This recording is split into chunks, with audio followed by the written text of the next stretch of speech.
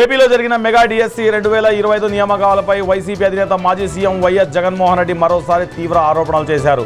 ఈ పరీక్షల్లో భారీ అక్రమాలు జరిగాయని, చంద్రబాబు సర్కార్ అవకతవకలకు పాల్పడిందని ఆరోపించారు. డిఎస్సి పేపర్ లీకులో చంద్రబాబే రికార్డు అని జగన్ ఎద్దేవా చేశారు. డిఎస్సి పరీక్షల పేరుతో చంద్రబాబు, నారా లోకేష్ కలిసి అక్రమాలకు పాల్పడినట్టు తమ దగ్గర ఆధారాలు ఉన్నాయని ఆయన బయటపెట్టారు. తప్పులను ఎత్తి చూపుతుంటే చంద్రబాబుకు విపరీతంగా బీపీ వస్తుందని వ్యంగ్యంగా మాట్లాడారు. ఇది జంజీ కాలం, దీన్ని చంద్రబాబు ఆపలేడని గుర్తుపెట్టుకోవాల్సిందిగా ఆయన అన్నారు.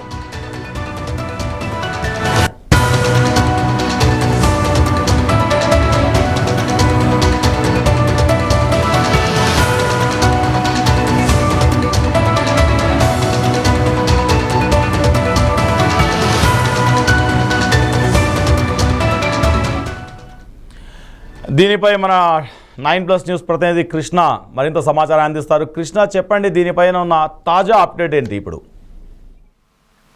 ఈ రోజు మాజీ ముఖ్యమంత్రి జగన్మోహన్ రెడ్డి ఏదైతే ఆంధ్రప్రదేశ్ లో ఇటీవల నిర్వహించినటువంటి డిఎస్సి పరీక్షా ఫలితాలపై ఈ రోజైతే ప్రధానంగా పాత్రికేయ సమావేశంలో కొన్ని ఏదైతే కూటమి ప్రభుత్వంపై కొన్ని ఘాటైన వ్యాఖ్యలు చేయటం అయితే మనం చూస్తున్నాం.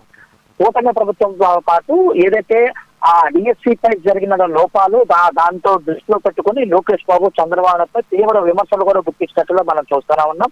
డిఎస్సి విషయంలో అసలు ఎలాంటి అవకతవకలు జరిగినాయి, ప్రభుత్వము, కూటమి ప్రభుత్వము ఏదైతే అవలంబించిందో వీటన్నిటిపైన కూడా సమగ్రంగా దాదాపు 2 గంటల పాటు జరిగినటువంటి ఈ పాత్రికేయ సమావేశంలో కొన్ని కీలకమైన కొన్ని సాక్ష్యాలు కూడా, వీడియో సాక్ష్యాలు కూడా అక్కడ చూపించినట్టు చూస్తున్నాం. దాంతో పాటు కూటమి ప్రభుత్వం పైన దుమ్మెత్తిపోయటం కూడా మనకి ప్రధానంగా చూస్తున్నాం. కొన్ని లక్షల మంది అభ్యర్థుల యొక్క కళ, అటువంటి కళని ఈ విధంగా నిర్వీర్యం చేస్తారా, నీరు కారుస్తారా? ప్రభుత్వాలు ఉద్యోగాలు కల్పించాల్సినటువంటి బాధ్యత ప్రభుత్వాలకు లేదా? ఇటువంటి ఒక పరీక్షను నిర్వహించడం ఇత్యంత లోపభూయిష్టంగా, ఇప్పటి వరకు చరిత్రలోనే ఇంత దారుణంగా మోసం చేయటం, ఒక పరీక్షలు నిర్వహించలేనటువంటి ప్రభుత్వ చర్యలు అయితే తీవ్రంగా ఎండగట్టడం అయితే మనం చూసినట్లయితే ప్రధానంగా అర్థమవుతుంది. ఏదైతే డిఎస్సి అంటే లక్షల మంది యువత ఆశ, వారి భవిష్యత్తు, అలాంటి ఉద్యోగ నియామకాల ప్రక్రియలో కూడా అవినీతి అక్రమాలకు పాల్పడటం దారుణం అంటూ కూడా ఈ రోజు జగన్మోహన్ రెడ్డి విమర్శించడమే కాదు, దానికి సంబంధించిన అంటే ఒక ప్రైవేటు వ్యక్తి ఏదైతే ఉద్యోగం ఎవరైతే ఆశావాహులు ఉన్నారో, పరీక్ష రాసే ఆశావాహులు ఉన్నారో వారితో జరిగిన సంభాషణ కూడా ఆ సెల్ ఫోన్ లో వారి మధ్యలో జరిగినటువంటి వీడియో కాన్వర్జేషన్ కూడా స్పష్టంగా చూపిస్తూ ఈ ప్రభుత్వం యొక్క చేసినటువంటి తప్పులను అయితే మనం క్లియర్ గా అయితే మాజీ ముఖ్యమంత్రి ఎండగట్టడం ప్రధానంగా అర్థమవుతుంది. దీంతో పాటు అబద్ధానికి, మోసానికి, దగాకి, వెన్నుపోటుకి ప్యాంటు షర్ట్ వేస్తే ఎలా ఉంటుందో అది పక్కాగా చంద్రబాబు నాయుడు అంటూ కూడా ఎద్దేవా చేయడం కూడా మనకు ఈ సందర్భంగా అయితే మనకి అర్థమవుతుంది.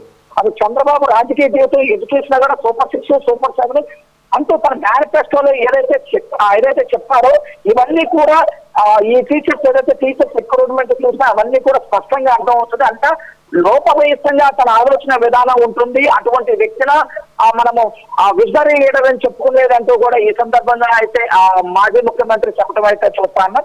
దాంతో పాటు చంద్రబాబు అధికారంలోకి వచ్చే రాగానే 5 సంతకాలు చేస్తానని చెప్పేసి నానా అడవుడు అయితే చంద్రబాబు నాయుడు అయితే చేయడం చూస్తా ఉన్నాం. దీంట్లో మొదటిది మెగా డిఎస్సి సంతకం పెట్టడం. అదే మెగా డిఎస్సిలో వైసీపీ ప్రభుత్వం ఉన్నప్పుడు దాదాపు 6,000 పోస్టుల్ని నోటిఫికేషన్ ఇవ్వడం కూడా చూస్తా ఉన్నాం. ఇప్పుడు ఇచ్చినటువంటి ఏదైతే కూటమి ప్రభుత్వం దాదాపుగా 16,000 పోస్టులు మొత్తం కలిపి అది వైసీపీ ప్రభుత్వంలో ఇచ్చినటువంటి 6,000 పోస్టులకి ఇది కలిపి ఏదో పెద్ద ఎక్కేసాము అన్నట్టు డంబికాలు కొడుతుందే తప్ప అంత లోపభూయిష్టంగా ఉంది. ఎవరైతే రిక్రూట్మెంట్ లో అంటే ఎగ్జామ్ రాస్తారో దాంట్లో గోల్డ్ మెడలిస్ట్ వచ్చిన వాళ్ళు కానీ ఏదైతే క్రీడా ప్రాతిపదికనగా వారికి రిక్రూట్మెంట్ లో కూడా అవకాశం కల్పించినటువంటి దాంట్లో అంటే జాతీయ క్రీడల్లో పాల్గొని అవార్డులు పొందిన ఏ ఒక్కరికి పోస్టులు రాకుండా కేవలం దాదాపుగా ఈ వేకెన్సీలన్నీ కూడా దాదాపు ఎక్కువ శాతం కూటమి అభ్యర్థులు అమ్ముకున్నారు అంటూ కూడా దానికి సాక్ష్యాలు మా దగ్గర ఉన్నాయి. మేము త్వరలో సాక్ష్యాలు బయటపెడతామని కూడా జగన్మోహన్ రెడ్డి చెప్పడం అయితే మనం స్పష్టంగా అర్థమవుతుంది. సరే, ఓకే, థ్యాంక్ యూ కృష్ణ.